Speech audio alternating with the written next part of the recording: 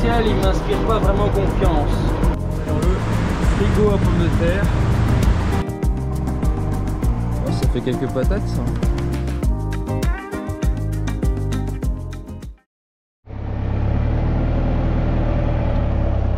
Salut à tous, c'est Clément Maraîcher du Nord. Aujourd'hui, on arrache les chères fermes, Annabelle et Charlotte. Allez, je vous emmène. Alors, première étape, là-bas derrière, je suis en train de disposer les palox. Habituellement, on met les palox sur un plateau pour aller jusqu'au champ. On va remplir directement en palox les pommes de terre. Mais là, comme le champ, il est derrière la ferme, ça vaut pas le coup d'aller chercher le plateau à la Cuma. Donc on va les prendre deux par deux et les mettre sur le bord de la parcelle. Donc là je travaille avec des palox d'environ un peu moins d'une tonne, c'est 950 kg généralement quand ils sont bien remplis. Et j'ai 4500 m² encore à arracher, un peu moins d'un demi-hectare, avec un rendement qui va être aux alentours des 40 tonnes je pense. Pour de la chair ferme je pense que c'est très bien. Et donc du coup il faut que je prévoie une vingtaine de palox.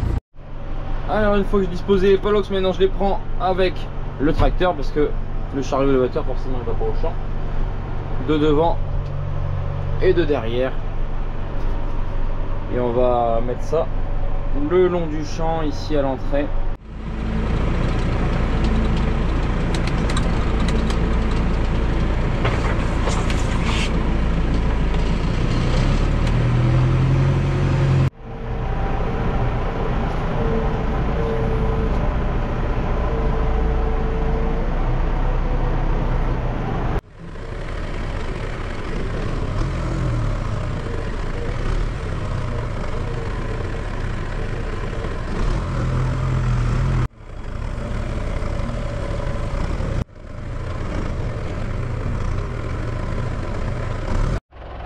Bon bah les voilà disposés. Il n'y a plus qu'à les remplir maintenant. Il faut que tout ça, ça rentre dans tout ça. Bon voilà, je viens d'atteler ici l'arracheuse que vous avez déjà vu. Et j'ai les petits réglages à faire dessus. Pas grand chose là, avant d'attaquer demain. Et je vais en profiter que j'ai un petit peu le temps et qu'elle soit à l'arrêt ici pour vous montrer le fonctionnement plus en détail en essayant d'être synthétique comme d'habitude. Donc tout commence ici avec le diabolo en fait qui épouse la butte ici et un soc qui est en dessous là, un soc en fer qui va venir chercher en dessous de la butte, en dessous des premières pommes de terre.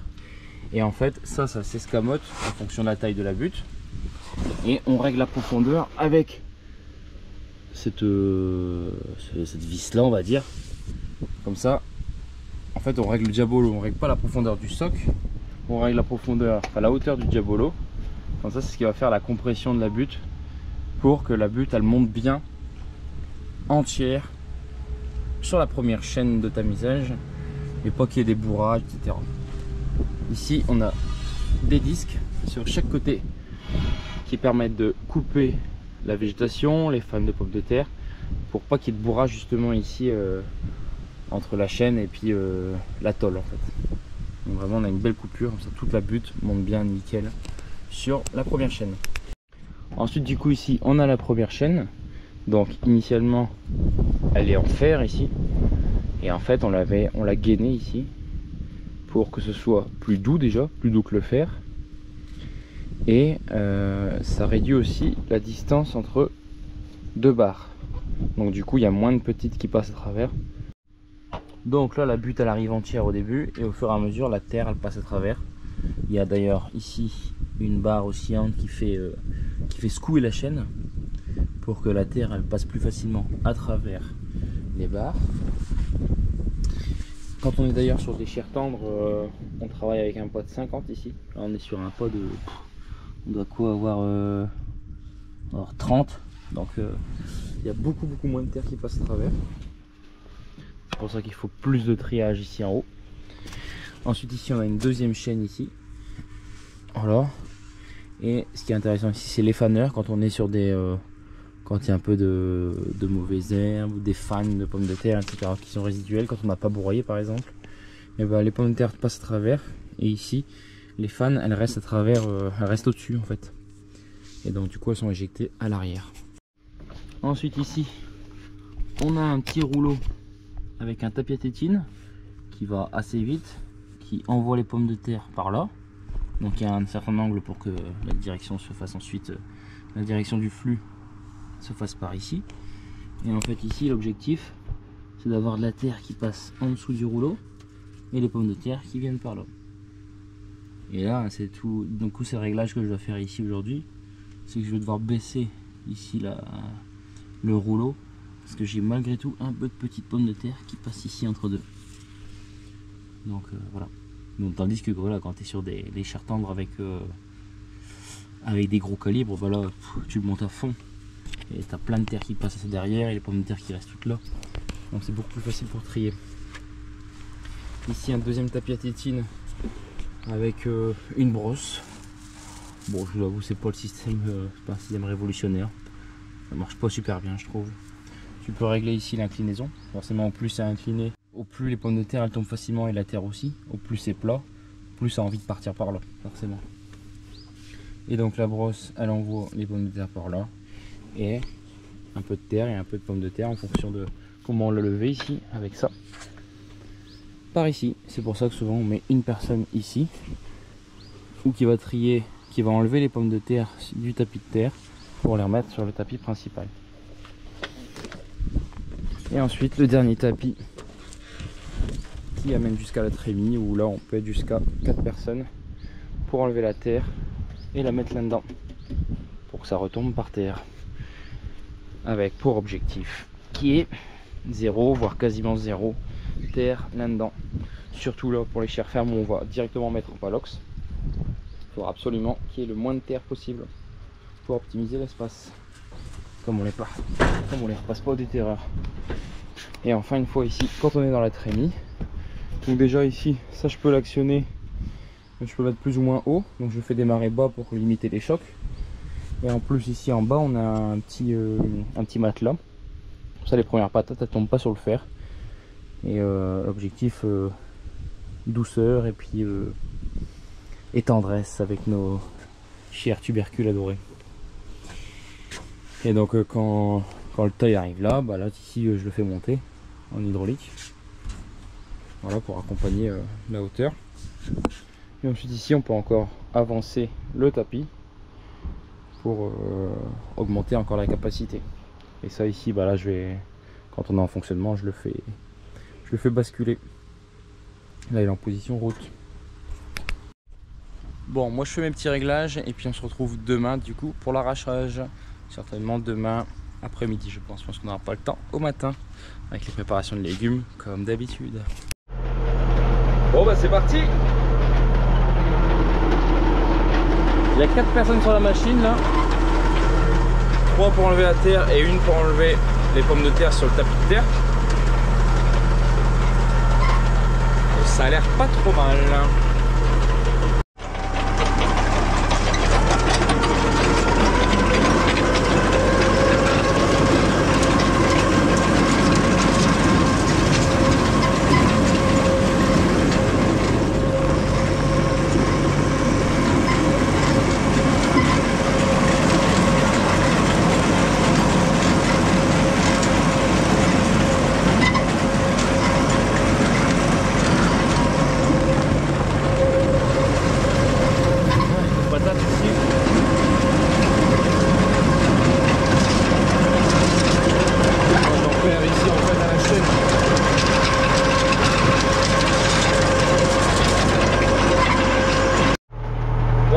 Là, au niveau du raccord de chaîne, c'est pas gainé.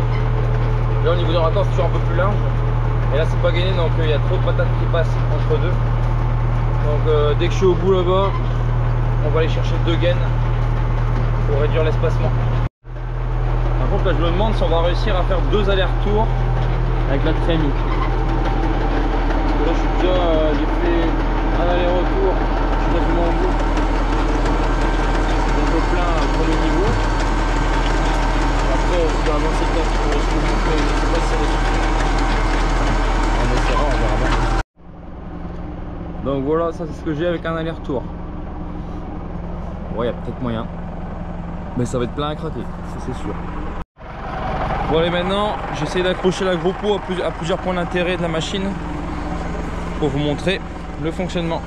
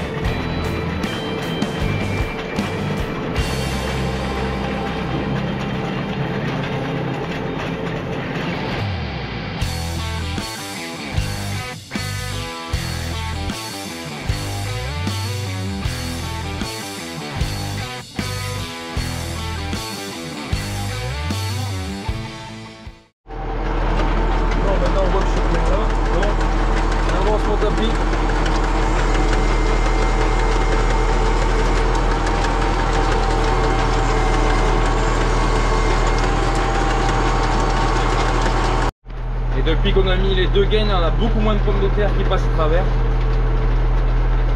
Donc du coup beaucoup moins de pommes de terre par terre. Et au niveau de la terre, bon, on n'avance pas très vite, hein. Moi je suis à 1,4 km/h, donc c'est lent, mais voilà, on n'a pas de terre.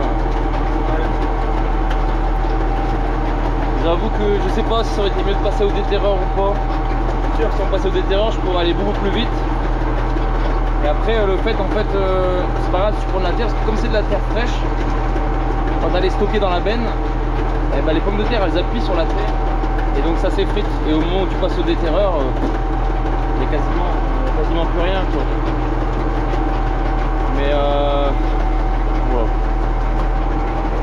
Le problème quand on a pas grand chose à faire, c'est que tu te dis bon, on va simplifier, enfin on va aller au plus simple, on va mettre directement en palox. Mais ça aurait valu le coup, on aurait peut-être gagné du temps à préparer le déterreur, etc. et puis faire un deuxième transfert. Bon, j'arriverai pas à faire un deux allers-retours, c'est sûr. On voit les pommes de terre qui vont à travers là-bas. Je peux encore avancer de 30-40 cm max. Je n'ai pas encore fini ma troisième ligne du coup, donc j'arriverai pas à faire la quatrième pour le retour. Plein à craquer. J'ai réussi à aller jusqu'au milieu, donc ça fait 3 lignes et demie pour un bac complet. Bon, début des emmerdes. Regarde ça.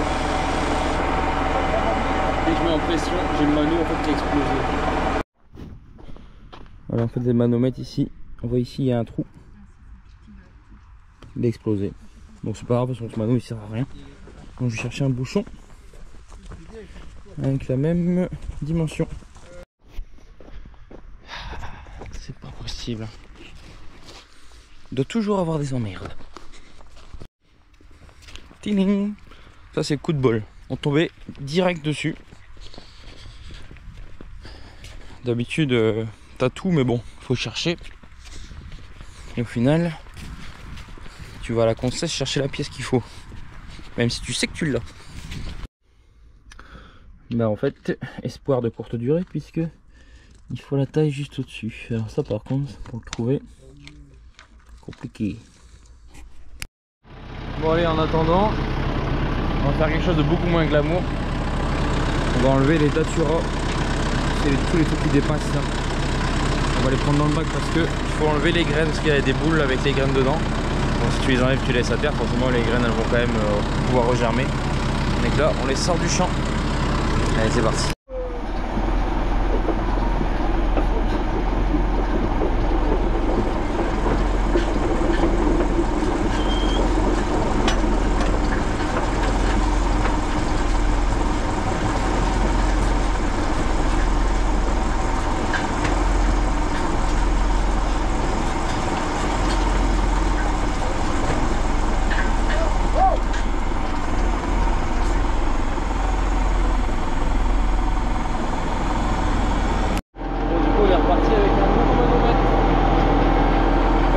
chercher à la concession.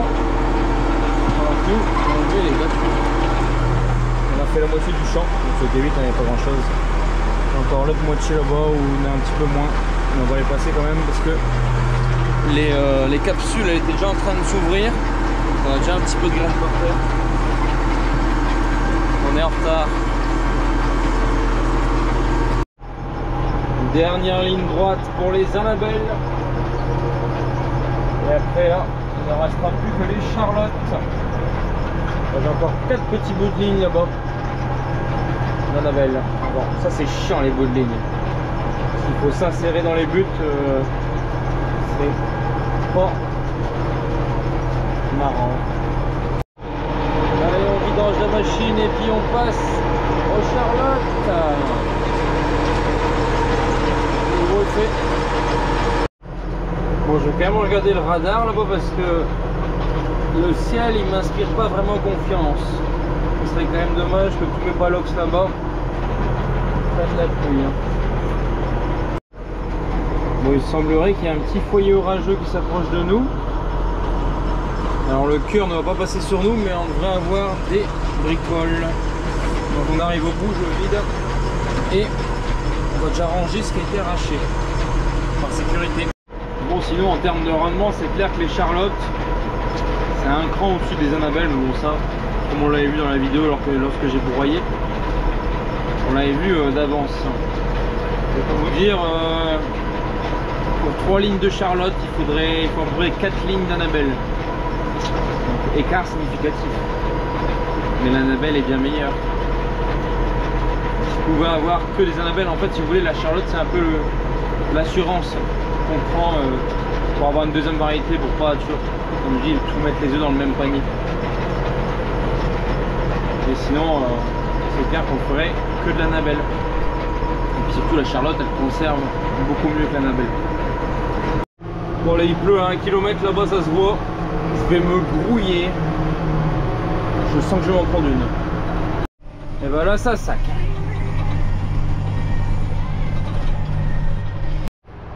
Bon, toutes les Annabelles sont rentrées dans le frigo. Ici on a mis ça en temporaire là, les Charlottes ici. Et donc il nous reste 4-5 palox à faire. Je sais pas, pluie, pas pluie. En tout cas, ce qui est arraché est au sec. C'est le principal. Et à noter que j'avais prévu du coup 20 palox. J'avais dit si on remplit tout ça, ça va être bien. Et il m'en faudra 5 de plus. Donc 25. Moins 1 parce que je dois qui est pas plein du tout. Enfin, je vais savoir en faire 1 avec 2. Donc 24. À mon avis, on va finir avec 24 palox plein à craquer sur toute la surface. Donc ce qui nous fera un rendement super. Même je pense que c'est le record en chair ferme. Alors maintenant je vais vous montrer le stockage des pommes de terre, là où on va passer une grande partie de l'année, surtout celle-là. Là on est dans le frigo à pommes de terre, une capacité d'une centaine de tonnes on va dire. C'est plein à craquer. Là on a déjà mis les Annabelles. Et là, du coup, je mets les Charlottes ici parce que c'est les dernières pommes de terre qu'on prend ici, dans le fond à gauche. Parce que les Charlottes, là, elles vont passer, on va commencer à les consommer qu'à partir de avril, mai prochain. C'est d'abord les Annabelles en premier. Alors pourquoi en frigo? Parce que ça nous permet de maintenir une température stable. Plus que le froid, c'est finalement la stabilité de la température qui nous intéresse. Alors après on fait du froid quand même, puisqu'on va conserver à 7 degrés, entre 6 et 7 degrés tout au long de l'année. Donc là bien sûr on démarre progressivement, on va démarrer à 13-14 degrés je crois. Et tous les 2 jours je vais baisser d'1 degré.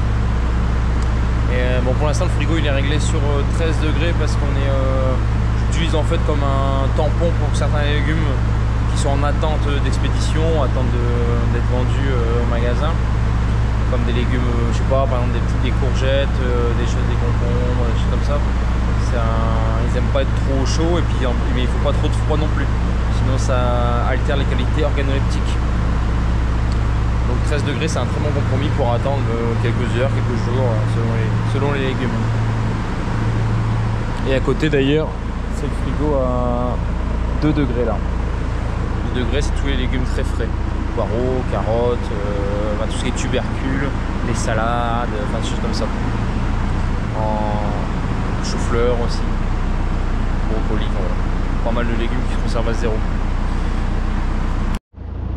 Alors, quel est le plus gros objectif de la conservation en pommes de terre? C'est de maintenir une pomme de terre en dormance et qu'elle germe pas de trop. Et donc le fait d'être au froid, ça reste pas très froid non plus, hein, 6-7 degrés pour des légumes, ça permet de prolonger la dormance et de l'endormir en fait en somme, pour qu'elle ait pas envie de germer. Parce que si tu la mets à 10-12 degrés là, tu peux être sûr elle germe. Surtout des binges, parce qu'il y a plein d'autres variétés aujourd'hui qui ont une très longue dormance, mais des binges typiquement ça se réveille très vite. Et Annabelle aussi d'ailleurs. C'est pour ça que je dis que la Charlotte elle conserve mieux, parce que elle se réveille beaucoup plus tard. Donc on a beaucoup moins de problèmes avec les germes. Et après, au-delà de l'aspect germination, il y a l'aspect sanitaire, où il faut garder une super ventilation. Alors avec les palox, c'est vrai que c'est le top, parce qu'on a une très bonne circulation entre les palox, contrairement à un tas. Même si aujourd'hui ça se fait bien en tas aussi, hein. Mais en palox, c'est vrai que c'est le top. Et d'éviter d'avoir de la pourriture, des choses comme ça, enfin, tous les pathogènes qui peuvent altérer une mauvaise conservation, et notamment le mildiou. Et typiquement, quand on a par exemple une pomme de terre qui a du mildiou, qu'elle pourrit, elle peut contaminer potentiellement les autres qui sont autour. Et des fois en tas on le voit pas, et puis surtout en tas ça peut se disséminer assez loin. Tandis que là en palox ça reste généralement cantonné à un palox. Et bien souvent, moi j'ai jamais eu de problème de conservation ici en palox. Surtout qu'avec le frigo ici on a une ventilation qui, voilà, ça ventile fort. Après on ne lésine pas sur la ventilation, c'est clair. Bon, du coup ça y est, là il pleut pour de vrai. Donc ce sera remis à la prochaine fois qu'on arrachera des Adora. On fera ça en même temps vu qu'il reste que 4-5 palox à faire. Ça devrait aller. La suite au prochain épisode. C'est reparti après 11 mm de pluie pour faire les 5 dernières lignes de Charlotte. Ça a pas l'air d'être très mal. C'est la même vitesse qu'hier et il n'y a pas de terre. Bon, ça allait bien en haut, mais là je suis dans la basse et c'est pas la même affaire. Regarde voir le diabolo, de la terre qui colle dessus. On va prendre ce mal en passant pour finir ça. Ah, dommage qu'on ait pas pu finir hier.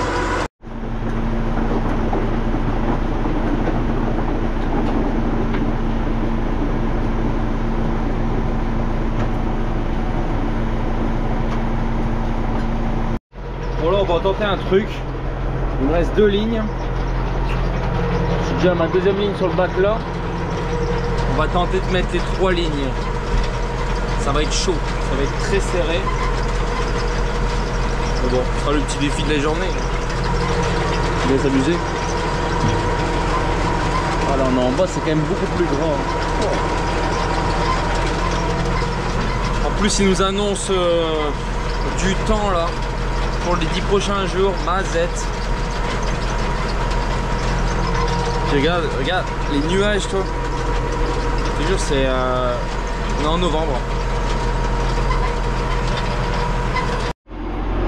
Par contre, ça c'est chiant. Comme je suis sur les dernières lignes, j'ai oublié de tout faire en marche arrière. Parce que j'allais pas ouvrir le champ pour 5 lignes.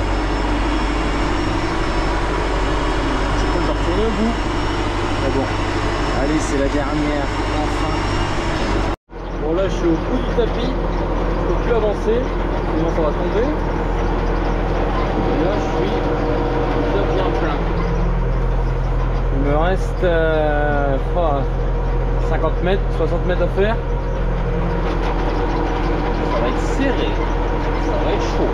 Bon, et là c'est la grosse différence avec les Annabelle. Avec les Annabelle on savait faire 3 tours et demi, le bac était plein à craquer. Là c'est 3 allées pardon et demi. Là c'est 3 allées et c'est trop plein. Bon là ça bourre batteur. Donc ça se termine. Allez 8 km.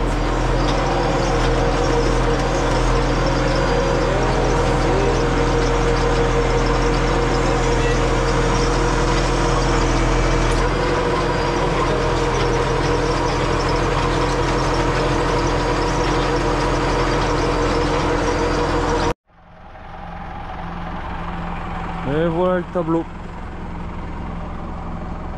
On peut pas plus là.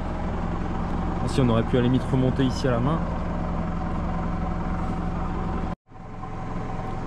Oh, ça fait quelques patates ça.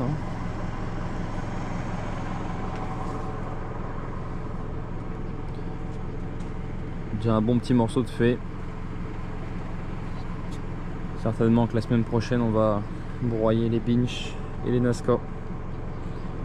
Et je vais en profiter que la machine est attelée. Avant de la dételer, on va aller faire un bac d'Adora qu'on vide directement dans le déterreur pour le triage et la mise en sac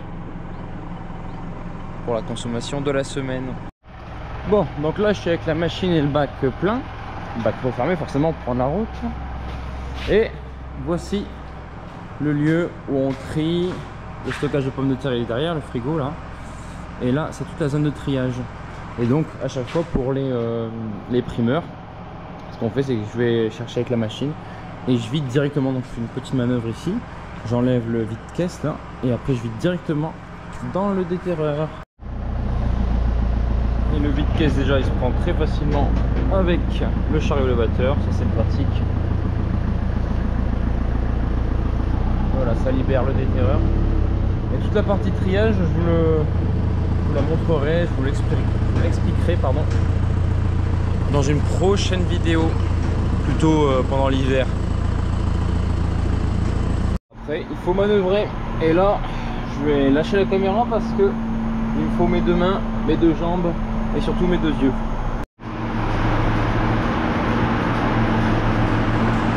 Donc je déplie dans le déterreur, j'ai plus qu'à vider.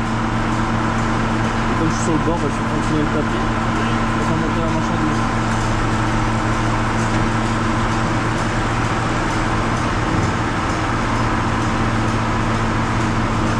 Et c'est vrai que c'est dans ces cas-là que le déport c'est super intéressant. Regarde ça, hop.